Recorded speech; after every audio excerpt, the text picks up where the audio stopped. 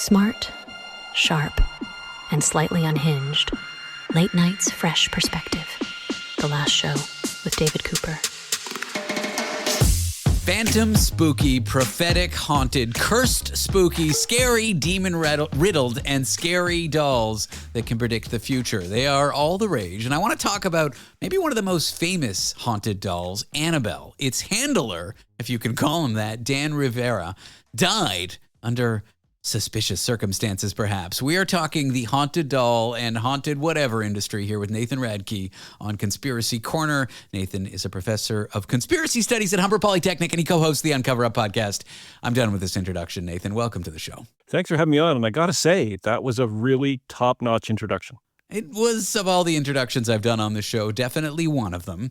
For those that have never engaged with a haunted doll or never engaged with a haunted doll plus handler to, I don't know, get a curse going, to predict the future, to do weird and sinister stuff, what can I expect if I am to employ the services of said doll? Well, I mean, if we are to believe what people claim, maybe you don't want to do this. Maybe this is a bit dicey. And the best way to understand it is to look at a story that's happened recently. Because last year in July, there was a paranormal investigator named Dan Rivera, and he died suddenly. Obviously, sad for his friends and family. He was only 54. He had 4 kids. By all accounts, he was a sweet guy.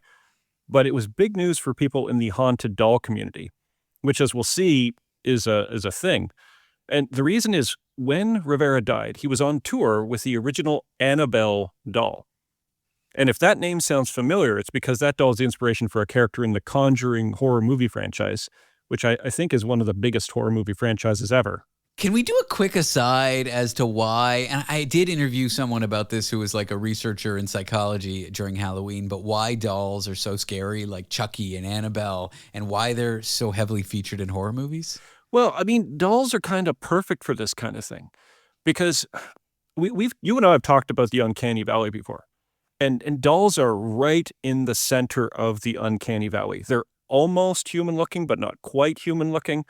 And as far as like haunted objects go, you could not do better than a doll, because a lot of them are old and old and weird equals haunted. A lot of them have sort of loose joints in their arms and their necks, which means if you jostle them a little bit or if you're carrying them funny, it almost looks like they move on their own. Mm-hmm. Do you remember those dolls that when you sat them up, their eyeballs would open? Oh, no. I don't like that at all. I don't remember them and don't want to remember them. Yeah, I mean, it was terrifying. And of course, most frightening of all was Betsy Wetsy. Oh, I don't know of Betsy Wetsy. Betsy Wetsy was a 1950s doll that you could feed liquid to, and then she would urinate. That is haunting. Yeah.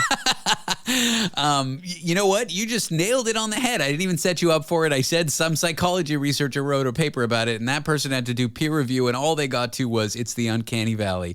And that's basically when an object, a picture, whatever, almost looks real, but it's not quite real. We either like something very cartoonish or very realistic, but when something is in that weird in-between space, it just triggers all kinds of alert signals in our brain, like something is wrong. No, absolutely, which is why in pop culture, there's a long history of using dolls in this way. There was a Twilight Zone episode in the 60s. There was obviously the Chucky series. Poltergeist had some haunted dolls.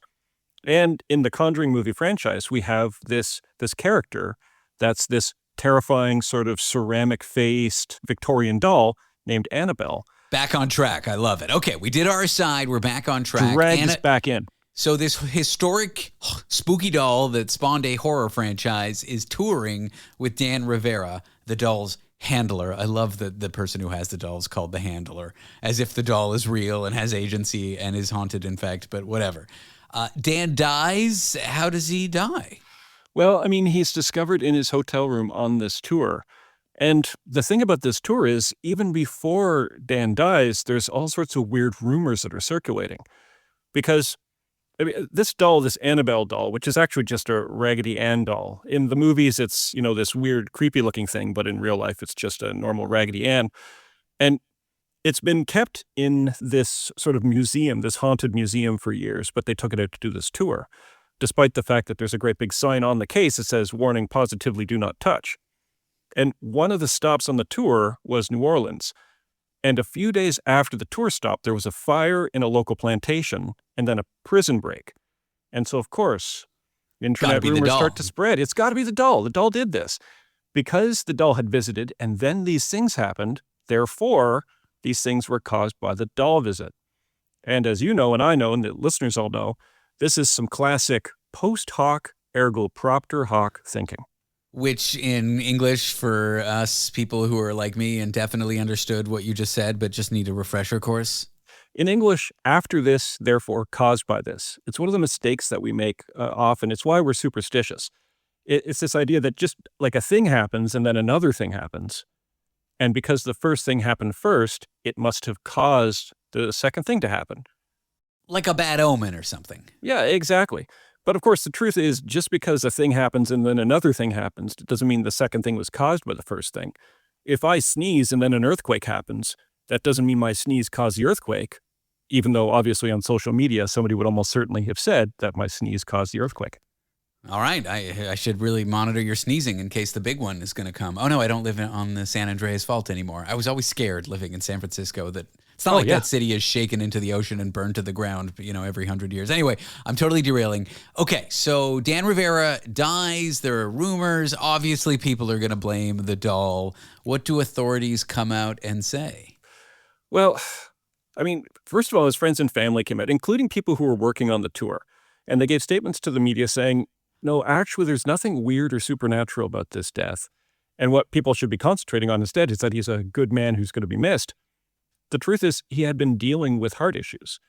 According to the coroner, his death was not suspicious in any way. He had been having heart problems, and it was a heart problem that ultimately led to his death. Now, weirdly, this is unusual for a coroner's report. The official coroner report includes the fact that the doll was not in the room with him when he died.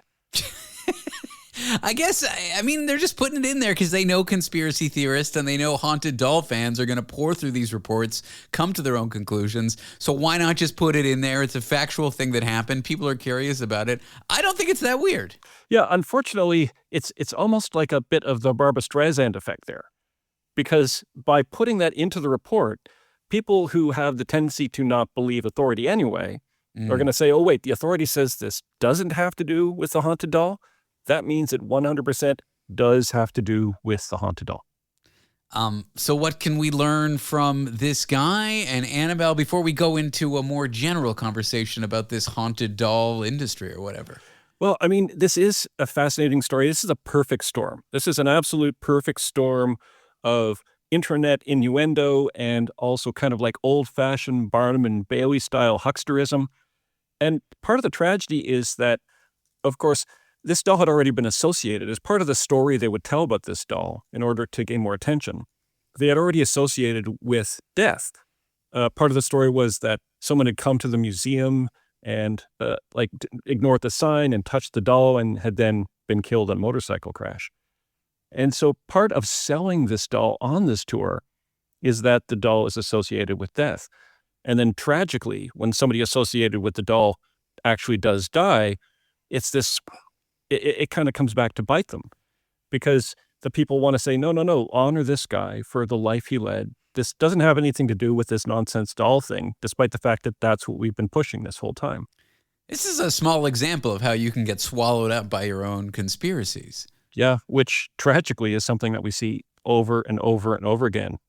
Yeah, like you put out all these rumors and then you lose control of the narrative. And then when you want to set the record straight or say, oh, no, this didn't happen, people have a hard time or refuse to believe you.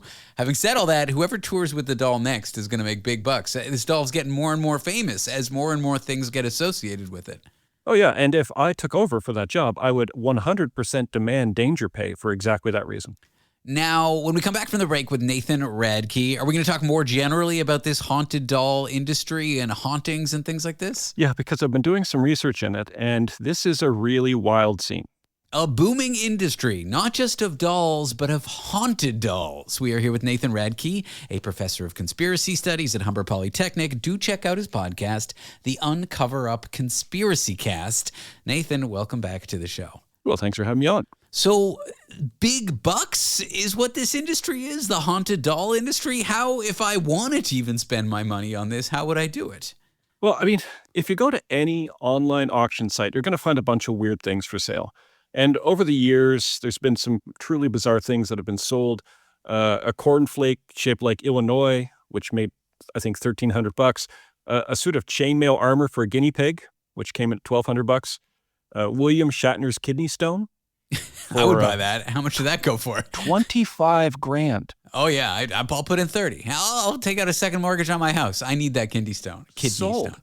I just went to eBay and I searched haunted doll. And no, you didn't. I sorted by highest price, and the current highest price doll is a set, so it's good value, and it's going for $10,000 US. There are currently no bids. I mean, that is a bargain at half the price. They do look pretty creepy, I gotta say. So, so your screen right now is just filled with ceramic-faced, glassy-eyed monstrosities, I'm guessing. Yes, I'm a little freaked out. These dolls are terrific. Now, would I spend $10,000 on them? No. Would I spend $10 on one? Maybe. Yeah, I mean, that's some high-grade creepiness right there. And it's kind of a sneak preview as to what your nightmares are going to look like tonight. Great. But the thing is, this is eBay you're probably on. eBay policy forbids the selling of souls. Okay. But you can sell an item that you claim has a soul in it. Okay. A subtle distinction. I'm like picturing eBay legal having to come up with these rules based on past auctions and like, just like what? Anyway, go on. So this is how you get around the policy of selling souls, is that you're like, okay, to be in full compliance with the policy, the description of the haunted dolls should say something like, for entertainment purposes only, or no specific spiritual outcomes are guaranteed. But I came across one listing that said, quote, all sales are final to preserve the item's energetic integrity. That follows completely. That's magnificent. Yeah, fine. It's like, you can't get your money back on this. It's going to compromise the energetic integrity of this item. So what's really being sold here? So in addition to looking creepy, which to be honest is every doll I've ever seen, all haunted dolls, they come with a personal testimony from the seller. And this is really the thing that sells the dolls, in addition to the weirdness of how they look. But what's odd to me is because you're trying to sell these things, but many of the testimonies are about how terrible having the doll around is. That seems counterintuitive. Why would you want to buy something that will ruin your life? No, exactly. It doesn't make much sense. In fact, most of them are like that. A lot of the descriptions you probably see on your screen, they include information about the nature of the spirit. And some of them say neutral or playful or positive, but most of them say negative or demonic. Yeah. And when you start reading through the testimonies, it's really quite astounding. There was one that I read that talked about since this guy brought it home originally, he had terrible misfortune and his wife left him for another man. And then all the other women he was with left him. And then he lost his job and he's had all this bad luck. And this is for an item that he's trying to sell. And so this raises, I think, two really important questions. One, if you don't believe the seller that he has a haunted doll, then why would you spend hundreds of dollars on a fake haunted doll?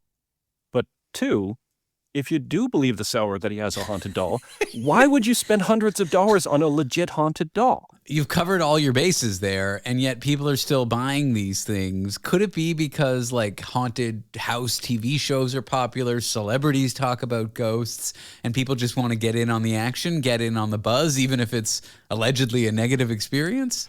Well, I mean, I think that's definitely part of it. We are having a moment in pop culture, and we have seen these historically. It's a bit of a cycle. There are times in history where ghosts are just absolutely popping. And this has been true for 200 years. And we're definitely at a moment right now where ghosts are having sort of this pop culture moment. But I think in general, our culture, maybe every culture, has a very complicated relationship with ghosts and hauntings, which I think is almost certainly because humans have a complicated relationship with misfortune and death. I mean, the truth is, everyone who's out here in these streets, including everybody listening right now, including you, including me, we're all going to experience misfortune. Sure. We're all going to experience death eventually. And the haunted doll, with its weird glassy eyes and ceramic face, at the same time, it serves as like a kind of container for those ideas. and a scapegoat at the same time. It's like a personification of misfortune. You can tell yourself, bad things don't just happen out of randomness or poor choices. They happen because of the manipulations of an evil entity. You could be like, oh, darn it all, the haunted doll made my partner break up with me. Is that why I'm divorced, Nathan? That's probably the reason why. It's not because, we have personality flaws. It's not because we make terrible decisions. It's not because, maybe we should go get some therapy or some counseling. It's not because we need to work on ourselves. It's that darn haunted doll. That's the source of all of my problems. I wonder if this is a thread to it. You're mentioning we all struggle with misfortune, loss throughout our lives many times, whatever. It's often very chaotic. We can't control when it happens. And when it does, we feel like we're not in the driver's seat.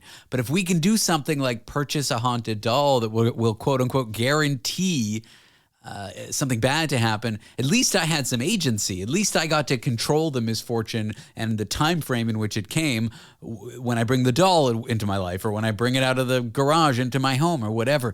Could that be a component? Yeah, and in a way, and this goes back to conspiracy theories and why conspiracy theories are so seductive. Having some kind of sinister, cartoonish enemy to blame misfortunes on is satisfying. Because otherwise, you're left, shaking your fist at the sky, shaking your fist at the concept of just bad luck, shaking your fist at the concept of chaos. And none of those things are satisfying to shake a fist at. Whereas a doll, it's just sitting there glaring at you. And even though you brought it into your life yourself, that still provides you kind of a sense of agency. This is a thing that I have done. And it turns your misfortunes into a much more interesting story. That breakup isn't just because, you weren't a good partner.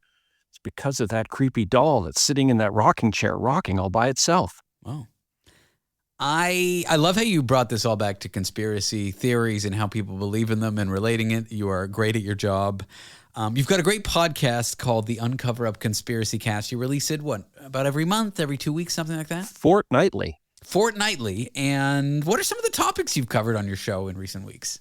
Oh, in recent weeks, we have looked at, we've gone all over the place. We've gone from CIA mind control programs to looking at a town hundreds of years ago that was convinced the world was about to end, and so they all became polygamous. Oh, well, you can't prove that it didn't. Well, I guess you can. It's the world. Oh, that one you can. Yeah. What is it with these people predicting the end of the world? It never goes well. At least it hasn't yet. No, eventually they are going to be right. But consistently, they are almost always wrong. And so we just have to keep hoping, I guess. Well, you can check out Nathan Radke's podcast. It's called The Uncover Up Conspiracy Cast. He co-hosts it with Nathan Radke, who comes on this show every other week, fortnightly. For a little time, we do Conspiracy Corner. Nathan, what a joy it was having you on the show, he said slowly, because he threw to the commercial break a little bit slower than he should have. Yeah, and what the listeners don't know, because they can't see me, is I've been a haunted doll this entire time. Way to kill 20 seconds for me, Nathan. Thank you again. Nathan is a professor of conspiracy studies. I got it right this time at Humber Polytechnic. Nathan, a great joy. Thanks for being here. Always a pleasure. Welcome to Survivor 50. February 25th on Global. We chose you to represent 25 years of the greatest adventure on television. It's the biggest season ever. The twist is going to open up Pandora's box. Now I see Zach Brown on Survivor. Welcome to Survivor, Mr. Beast. Feels a little like a high school reunion meets a massacre. Survivor 50th season, Wednesday, February 25th on Global. Stream on Stack TV.